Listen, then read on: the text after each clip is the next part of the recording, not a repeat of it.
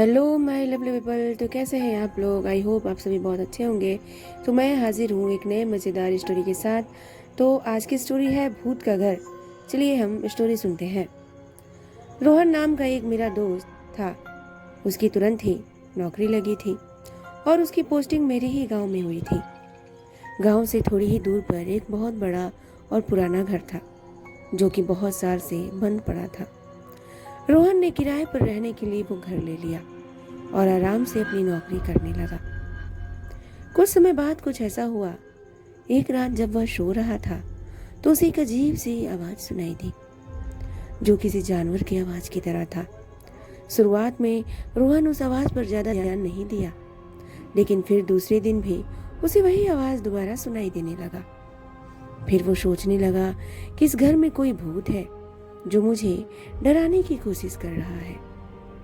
खैर, रोहन भूत प्रेत को नहीं मानता था, इसलिए वो आराम से सो गया। कुछ समय बाद जब रोहन की नींद खुली तो सामने एक डरावना काला साया दिखाई दिया। रोहन इसके पहले कुछ करता वो खुद बेहोश होकर गिर गया। कुछ घंटे के बाद जब उसे होश आया तो भागकर उस घर के मालिक के पास गया और सारी घटना के बारे में बताया। फिर मालिक ने रोहन को बताया कि हमारे घर के ऊपरी मंजिल में एक भूत रहता है। बहुत साल पहले इस गांव के कुछ लोग उसके साथ गलत व्यवहार करके उसकी हत्या कर दिए थे। तब से लेकर आज तक उसकी लाश का पता ही नहीं चला। कई लोग तो यह भी बताते थे कि रात के समय इस रास्ते से अगर कोई जाता था तो वो भूत उसे अपने घेरे में ले लेता था और कई दिनों तक उसका पीछा नहीं छोड़ता था, लेकिन उसे अभी तक कोई दिखा ही नहीं। कभी कभी उसकी डरावनी आवाज सुनाई देती थी और सबकी नींद उड़ा देती थी। रोहन मकान मालिक की पूरी बात सुनने के बाद सोचा कि यह सब कुछ केवल एक कल्पना और बकवास बातें हो सकती हैं, क्योंकि वो भूतों में विश्वास नहीं करता था। इसलिए वो वहां से चुपचाप अपने घर चला गया। कुछ दिन बाद रात के समय लगभग 11 बजे के करीब रोहन खाना खाकर टहल रहा था तो उसने देखा कि चारों तरफ अंधेरा छाया हुआ था और एकदम शांत माहौल था। फिर उसकी नजर दीवार पर गई और देखा कि घर के सारे दीवारों पर, दरवाजों पर जानवरों की तरह कुछ निशानें बनी हुई थी और बहुत सी वस्तुओं को बिना किसी वजह के ही अलग अलग जगहों पर रख दिया गया था। इससे पहले उसने वहां कुछ भी ऐसा नहीं देखा था। फिर एक रात कुछ ऐसा हुआ कि उसकी रूह कांप गई। रोहन अपने घर में अकेले सो रहा था। तब उसे एक डरावनी सी आवाज सुनाई दी। रोहन नींद से उठ गया और इधर उधर देखने लगा कि कौन है जो इतनी डरावनी आवाज निकाल रहा है, लेकिन कहीं से भी कोई दिखाई नहीं दे रहा था और थोड़ी ही देर में वो आवाज बार बार सुनाई देने लगी। जल्दी से रोहन अपने कमरे की लाइट जलाया तो देखा कि एक बहुत ही भयानक और डरावनी दृश्य उसके सामने खड़ा है और उसे ही घूर रहा है। अब रोहन डर के मारे थर थर कांपने लगा और उसकी आवाज भी नहीं निकल पा रही थी। फिर उसने मन में ही सोचा कि मैं अपने सपनों में भी नहीं सोच सकता था कि मेरे साथ कभी भी कुछ ऐसा होगा। हे भगवान, अब आप ही मेरी कुछ मदद कीजिए। उसने देखा कि कमरे के बीच में एक आदमी खड़ा था जिसका शरीर काफी लंबा और डरावना था।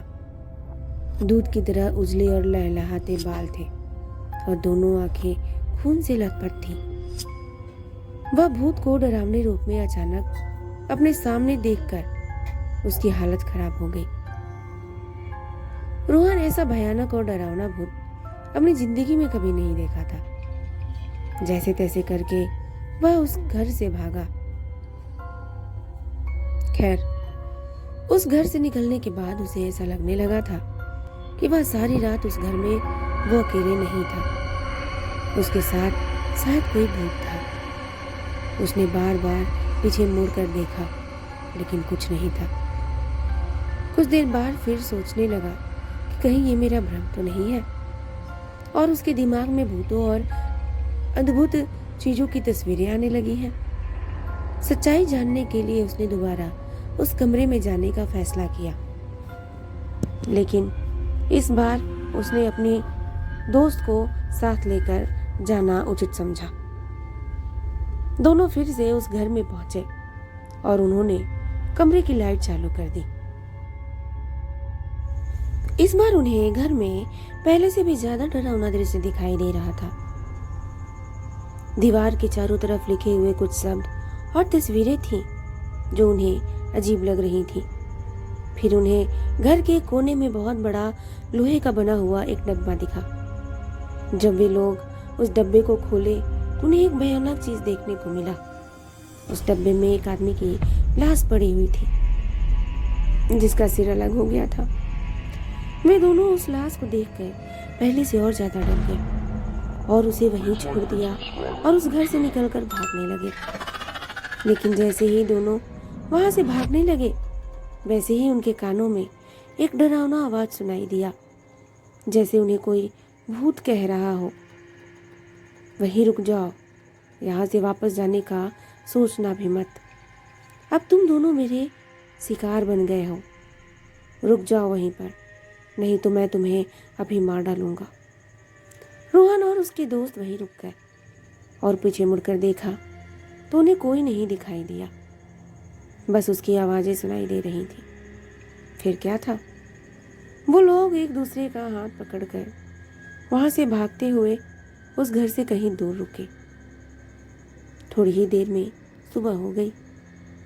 दोनों दोस्त गांव में गए और डरते हुए उन्होंने अपनी घटना सारे गांव वालों को बताया।